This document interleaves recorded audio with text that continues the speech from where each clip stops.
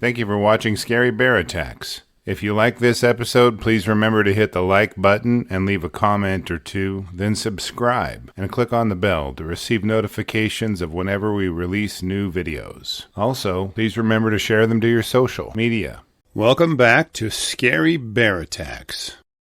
Today's episode takes us to the Postbreen Glacier just northeast of the town of Longyearbyen on Svalbard Island, Norway. Access to this area is gained by boat or plane by following the Isfjord Inlet and hanging a right at the Sassenfjorden Arm. At the end of the arm is the boundary of the Sassen-Bunsow Land National Park. The park and its glaciers descend from the slopes of Hampusfjellet Mountain and decline toward the sea. This area is lower elevation, with the highest peak being Mount Newtontoppen, rising 5,620 feet above sea level. Small plants, lichens, mosses, and fungi make up the fauna on this island, as there are no tall trees. Caribou are just about the only land animals you'll see, apart from Arctic foxes and polar bears. The first week of August 2011 was an exciting one for the young members of the expedition organized by the British School Exploring Society. This organization planned and administered trips to ecologically sensitive areas to increase awareness amongst its members. The expeditions were expensive, but explorers and their families recognized the value was worth the cost. Being that they were charged a premium for the expeditions, parents and explorers had realistic expectations of safety for the participants. After arriving at the campsite, the explorers and their chaperones set up tents and rolled out bedrolls, with the youngsters sharing tents and the elders having their own. Their tents were arranged in a large circle, with their access flaps pointed toward one another. As a precaution, the expedition was provided with an electric alarm fence, which was designed to keep polar bears from invading the perimeter of the camp without the occupants being alerted. This fence had been on several trips, and packed for storage between them. The wear and tear on the materials and the fence had already taken a toll, but it still functioned, with a few small improvisations. The camp hosts also brought along a vintage Mauser 98K Army rifle from World War II stock. It was fairly reliable and had seen its better days, but would be thought of as a backup source of protection to the fence. Now, many expeditions are required to establish a bear watch to make sure that polar bears do not sneak into camp while everyone is sleeping. As we discussed in our prior episode, catching Arctic campers in their tents is easy for a stealthy and camouflaged polar bear to accomplish and is the worst-case scenario. During a typical bear watch, a volunteer stands guard with flashlights or spotlights to ensure the camp perimeter is safe while other campers sleep.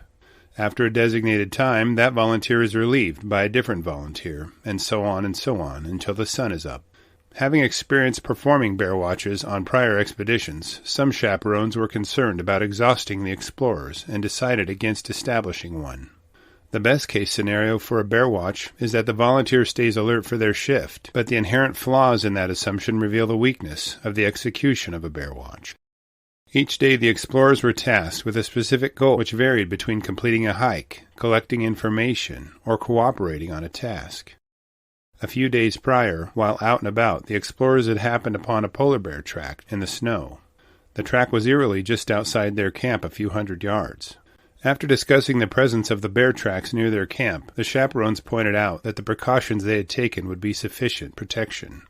Given their long and safe history of expeditions in the Arctic, polar bears are not as big a threat as they seem. After all, venturing into the bear's environment creates an expectation and possibility of seeing them in their natural habitat and function. That night, the explorers were tired from the day's activities and settled into their warm sleeping bags to rest. In a tent shared by Patrick Flinders, Horatio Chappell, and Scott Bennell-Smith, Flinders rolled his sleeping bag out in the middle, with Chappell and Bennell-Smith on each side of him. After a small amount of bedtime banter, the boys drifted off to sleep. After several hours of peaceful sleep, Patrick was awoken by the violent shaking of their tent. He heard odd scratching sounds on the tent fabric. As he looked around, he could see the tent bow downward toward his face and then collapse. The young man immediately pulled his sleeping bag up over his head and curled into a ball. He was hoping this was only a nightmare and screamed, "I don't want to be here anymore," repeatedly. The top of his tent was torn away, allowing a flood of cold morning air and light to permeate the inside. Patrick could hear yelling outside his sleeping bag as the chaperones were trying to run the polar bear off. He He glanced outside his sleeping bag and could see one of them being dragged across the ground by his head in the polar bear's jaws. He shuddered at the sight of such a scene, and terror filled him as the polar bear's head swung in the direction of his tent once again. Patrick tried to pull himself deeper into his sleeping bag, but its paltry shelter would only protect him from the cold temperatures.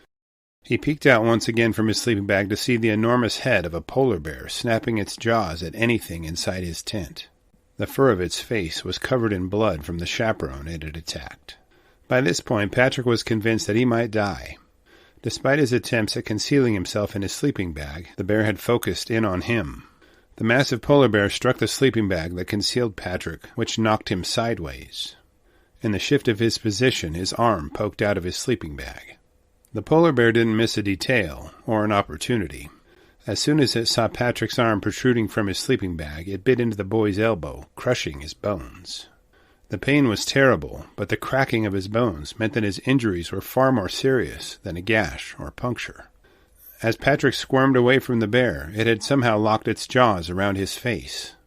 With his ears so close to the bear's mouth, its growl seemed overwhelmingly loud. The boy's facial bones cracked under the destructive power of the bear's bite. Without anything for his defense, Patrick resorted to using his fists. He repeatedly punched at the bear and flailed his arms, trying to strike any vulnerable part of the bear. It was then that Scott Bennell-Smith bolted from the boy's tent. This immediately drew the bear's attention, and it dashed toward him.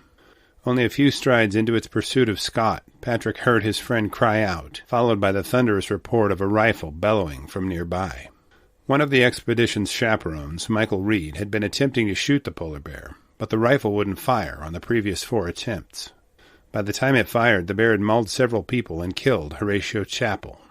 The bullet finally brought the bear's violence to an end, but the cost was horrendous to the survivors and the dead.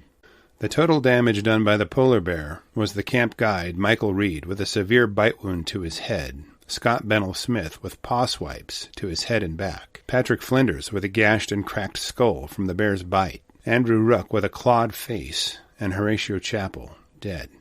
Yet this attack could have been worse. After the polar bear was dispatched, its corpse was examined by investigators. It was found to be a 24-year-old male with broken and infected teeth. It was severely underweight at only 550 pounds. This episode is a follow-up to the prior episode regarding Horatio Chappell's death, which is linked below. It is written from the perspective of Patrick Flinders and what he witnessed and experienced during the event. After reviewing the details of this attack, I'm left with a few questions for you. Given the expedition's bear fence was modified, was the British School Exploring Society negligent in their actions taken to prevent a polar bear attack? Was the risk of exhaustion worth establishing a bear watch the night of the attack? How did the polar bear know to knock over the fence post to render it useless? I will enjoy reading and replying to your thoughts, so please post them in the comments section below, and let's talk about it. Thank you for watching Scary Bear Attacks. If you've enjoyed this episode, please consider clicking on the like button and clicking on the bell icon. We'll help you know when we post our new episodes. Posting our video links to your social media profiles furthers awareness, and it's fun. We slashed our prices in our merch store, linked below, so check out the bargains there while you shop. As a member of our human community, remember to adventure bravely and be careful out there, especially in bear country.